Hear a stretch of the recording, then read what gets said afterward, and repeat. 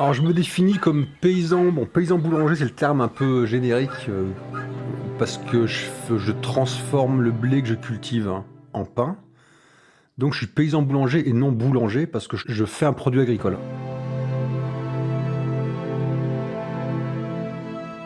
Tout est produit sur la ferme, il n'y a aucun intermédiaire à côté.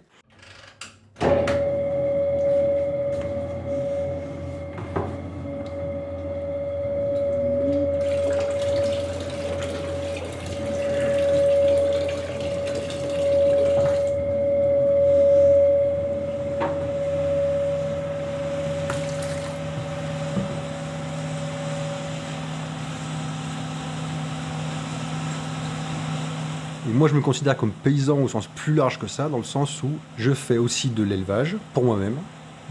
J'utilise tous mes déchets de sonde, farine ou autre. Il n'y a rien n'est jeté, tout est utilisé sur place pour me nourrir moi, pour nourrir ma famille. Et je fais avec ce que j'ai. Si j'ai une mauvaise récolte, eh ben, je vais vendre moins de pain. Je ne vais pas chercher à acheter du blé à tout prix à côté pour garder ma clientèle, mes quantités de production en fait. Voilà, dans ce sens-là, je me sens vraiment paysan. Donc je pourrais chercher plus de facilité, plus de rendement avec d'autres blés très standardisés. Je pourrais faire ça, mais pour moi, ça n'a pas de sens. Voilà. J'ai besoin de sens quand même. Ah bah c'est des blés qui font 2 mètres de haut, 1,80 m, 2 mètres de haut en fin de cycle. Donc ça a tendance à verser, à se coucher. Verser, ça veut dire se coucher. Donc c'est plus dur à moissonner. Et après, ça a moins de rendement parce que ça a des rendements bien moindres par rapport aux blés modernes. Après, les blés modernes, ils demandent tant d'azote, tant de nitrate. Enfin, ils demandent à être nourris dans le sol. Moi, je suis entre 15 et 20 quintaux de rendement à l'hectare. Des blés modernes en bio, ils vont être entre 30, 40, 50, voire par endroit 60 quintaux hectare. Après, il faut voir ce qu'on donne à manger. Après, ils balancent tous des produits, du fumier aussi ou ça a un coût aussi. Mais voilà, les rendements sont de toute manière plus élevés avec des blés modernes, même en bio.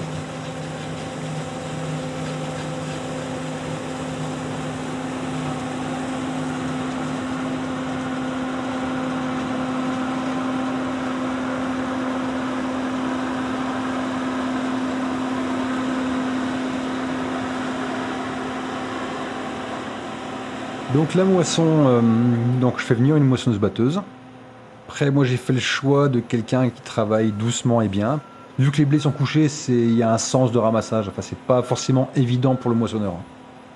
J'ai besoin de quelqu'un qui a vraiment la passion et qui a envie de bien faire. Surtout pour des gens comme moi qui transforment tout de A à Z, ça part pas à la coopérative.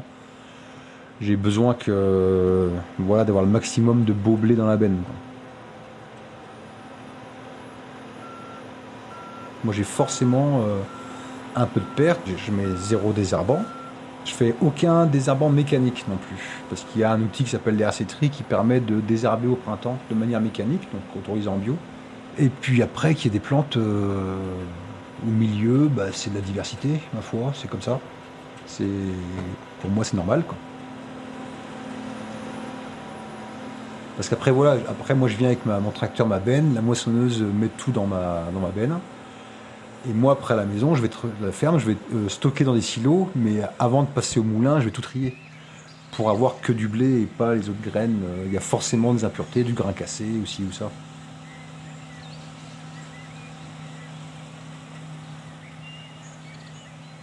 Moi, j'ai un label bio pour vendre dans les magasins bio. Sinon, si je vendais que sur le marché ou en direct, je pense pas que je me labelliserais. Parce que vu que je vends en direct la plupart de ma production, j'ai le discours, j'ai le contact direct avec les clients, d'où l'intérêt du marché d'ailleurs, et autre que les magasins. Il y a plein de magasins de producteurs qui se montent, donc on va acheter au producteur, donc ça peut être très bien déjà, mais par contre on ne sait pas si c'est du bio, du pas bio, petite structure, grosse structure. Voilà, enfin en général la plupart les producteurs de fruits par exemple en bio, c'est en général dans le sud en tout cas des immenses fermes énormément de main-d'œuvre, avec des produits de traitement qui sont même en bio, mais tout est un peu mélangé. Donc bio, c'est pas non plus un gage. C'est un gage de produits sans traitement chimique. Voilà, mais c'est pas un gage social, c'est pas. Il y a autre chose au niveau éthique, en fait, à mon goût.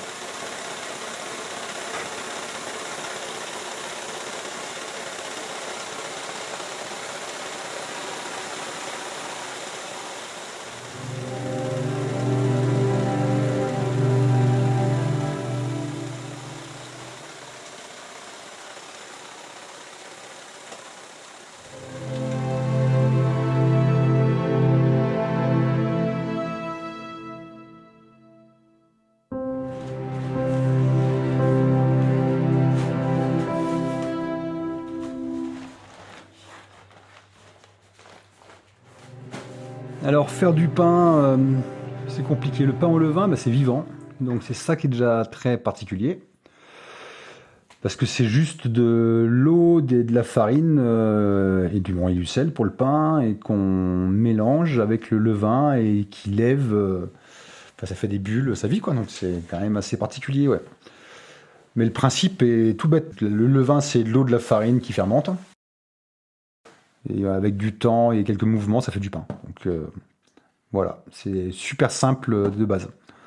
Après, toute la manipulation, après, ouais, il y a un vrai savoir-faire. C'est un peu long. Enfin, pour ma part, c'était vraiment très long à apprendre. C'était très long. Et après, le levain, on en garde toujours un petit peu pour avoir une souche pour le multiplier à chaque fois qu'on fait du pain. Moi, le levain, il existe depuis 2009. Là. C'est le même levain depuis 2009. En quelque sorte, qui est toujours renourri, multiplié, quoi, en quelque sorte. Donc l'idée, c'est d'en garder un petit bout et de remettre de l'eau et de la farine. Après, on peut le mettre. Après, je le garde au frigo, hein, quand je fais pas de pain. Et je le réveille 7-8 heures avant de. 7, 8, 10 heures, ça dépend, avant de faire du pain. Et là, je le nourris en conséquence de ce que j'ai envie, aux températures que je veux. Et voilà. Et c'est ce qui fait lever le pain. Ah ouais, c'est magique, quoi. Ah ouais, c'est du délire. Bah parce que c'est vivant. C'est vraiment c'est comme de la fermentation vivante, quoi. Enfin, c'est des organismes, quoi. Donc, et moi, j'y connais rien en chimie. Je sais pas comment ça fonctionne. Juste, je sais que ça marche. Que eau, farine, température, ça lève et que c'est magique. Allez, on va laisser peinard. J'ai appris sur le tas et après j'ai mis beaucoup de temps à comprendre en fait, à sentir les choses. Voilà, c'est pas tellement il y a comprendre, mais il y a aussi sentir ce qui se passe. Et j'apprends toujours maintenant. Au bout de 15 ans, j'apprends toujours, quoi.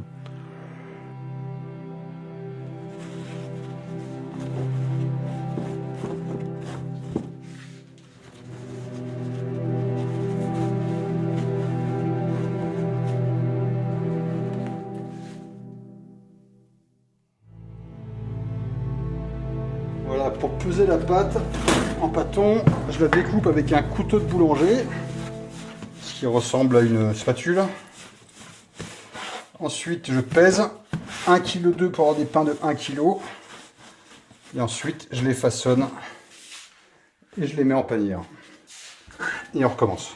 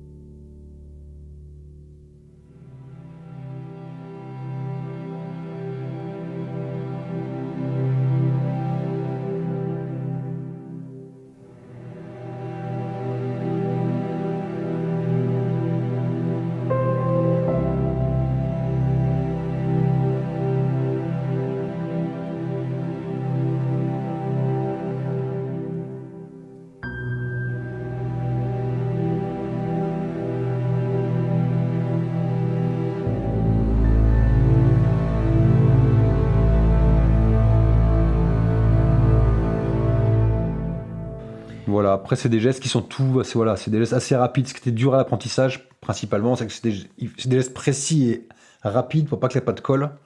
Donc quand on apprend, c'est un peu compliqué parce qu'on a tendance à aller doucement et du coup la pâte colle et on n'arrive à rien. Et en fait, il faut aller vite. Puis après, je laisse lever, suivant, pareil, de quand je le fais et de quel type de pain, ça lève encore entre 1 heure et, enfin même 1h15 et 20 minutes avant la mise au four. Bois dans le four, oui. Alors pour la cuisson ou autre, j'ai un four à bois. Moi, je récupère que de la palette maintenant. Là, il est à 230. Il en manque encore un peu. Mais oui, après, il y a une petite surveillance, pareil, il y a une petite habitude aussi par rapport à... faut connaître son four, et puis ça fonctionne différemment suivant la météo, le climat, enfin un peu tout ça, quoi, les grands métiers de l'air, la température extérieure. Voilà, entre l'hiver et l'été, les pousses de pain et la cuisson du pain est très différente. Voilà. Donc il faut s'adapter.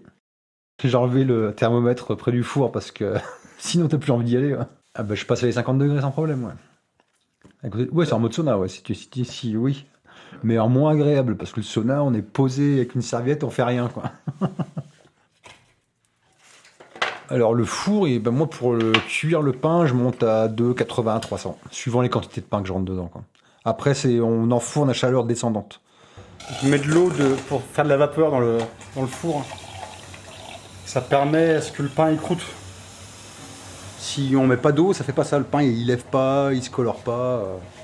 Ou moins bien, quoi. Parce que le pain est humide quand même. Donc,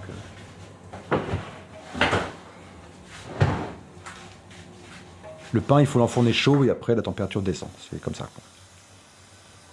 Moi, dans un four, je peux mettre 70 kg, 80 kg même, si j'enfourne vraiment fort.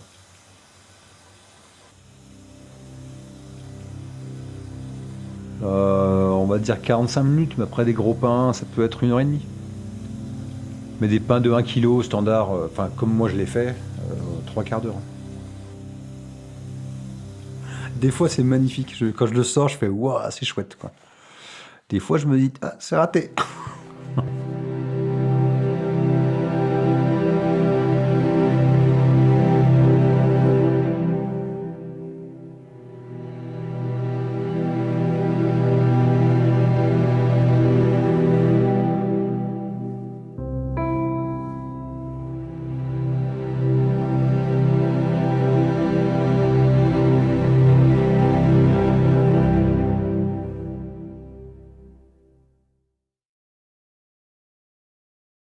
avant, je faisais en moyenne 250 kg par semaine sur l'année. Et là, ça a baissé. Parce qu'il y a beaucoup de monde qui fait du pain sur le territoire ici. Ah ben moi, faire de la bonne bouffe, c'est un choix. C'est vraiment un choix. L'agriculture, déjà, le plein air, l'extensif. Économiquement, là, depuis 2 ans, bon, il y a eu une mauvaise récolte. Donc moi, j'ai réduit, en fait. J'ai réduit, je fais 100 kg de moins par semaine, en moyenne sur l'année. Ce qui est pas mal, ça représente 500 € de moins par semaine. Donc c'est quand même pas mal. Après, j'ai mes crédits, mes plus gros crédits sont payés. De l'outillage sur la ferme, c'est payé. Et ensuite, moi, je produis pas mal ma bouffe. Ce qui compte. Et avant, j'embauchais. Maintenant, j'embauche plus. Avant, je faisais faire beaucoup de travaux de la ferme. Maintenant, je les fais moi. Voilà, je compense un peu comme ça. Voilà. Et je prends moins de vacances qu'avant aussi. Mais c'est sûr qu'économiquement, avant, je m'arrêtais tout le mois d'août. Maintenant, je profite du mois d'août parce qu'il y a du monde et que j'ai besoin de ces rentrées d'argent, quoi. Voilà, pour faire mon année correctement, quoi. C'est nouveau. Il faut me dire si c'est... Comment ça est. Moi, je sais pas. Oui, bien sûr, c'est moi qui l'ai fait, mais j'ai... Eh ben, déjà, il y a le contexte, tous les boulangeries, elles ferment, parce qu'elles ont trop de charges et du coup, elles s'en sortent plus. Donc, il y a beaucoup de boulangeries classiques ferment. Et le nouveau modèle, là, c'est de faire du pain sur les marchés, ou de vendre sur le marché. Donc, il y a beaucoup de boulangers avec juste un CAP qui s'installent, qui fabriquent chez eux, qui font les marchés. Ça devient très concurrentiel, hein. C'est sûr que moi, pendant un temps, je me retrouvais assez tranquille. Enfin, avant Covid, je vais pas dire que je roulais sur l'or, mais j'étais tranquille. Je me disais, je suis peinard, je vais pouvoir penser à moi un peu plus maintenant que juste au boulot et à investir. Enfin, pour ma part, ça a beaucoup changé la donne. En tout cas, voilà.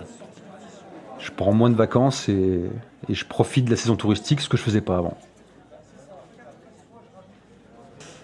Par rapport au process, au type de fabrication de pain, ça on en parle directement quand on voit les gens sur le marché. Donc ça, moi j'en parle, ça peut se faire qu'en direct, parce qu'après les panneaux, les gens les lisent pas, ou assez peu.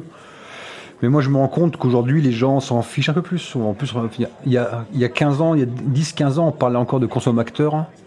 Aujourd'hui, on parle plus du tout de ça. Aujourd'hui, on regarde le porte-monnaie, c'est la guerre là-bas, c'est la famine là-bas. Enfin, donc je pense qu'il y a moins d'engagement au niveau de l'alimentation chez les gens. Même sur les marchés, on a moins de fréquentation. Je pense que les gens ils vont plus en grande surface. Pas pas que pour le prix peut-être, mais parce qu'on fait les courses une seule fois, il y a moins de tentations. Voilà, sur les marchés, on se rend compte que le panier, comme on dit, est plus petit en fait. Et même les touristes vont moins acheter. Ça se lâche moins, quoi. Eh ben, moi, le pain de base, en pain demi-complet, je suis à 5 € du kilo. Donc c'est moins cher qu'une boulangerie. J'ai une clientèle stable. Enfin, j'ai quand même un noyau de clientèle qui sait pourquoi ils viennent chez moi. Après, je vends aussi dans 2 magasins bio à la Mure, à côté. Je vendrai pas en supermarché. Je vendrai pas en supermarché. Voilà, j'invite tout le monde à aller dans une boulangerie et demander un sac de farine derrière et de regarder les ingrédients dans les sacs de farine.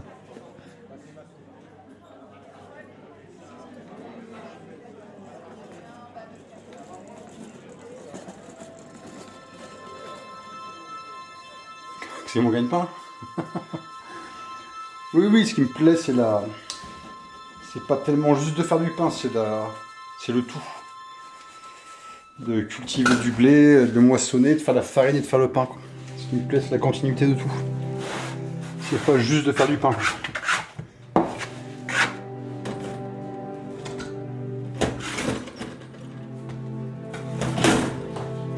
Après, j'aime mon pain.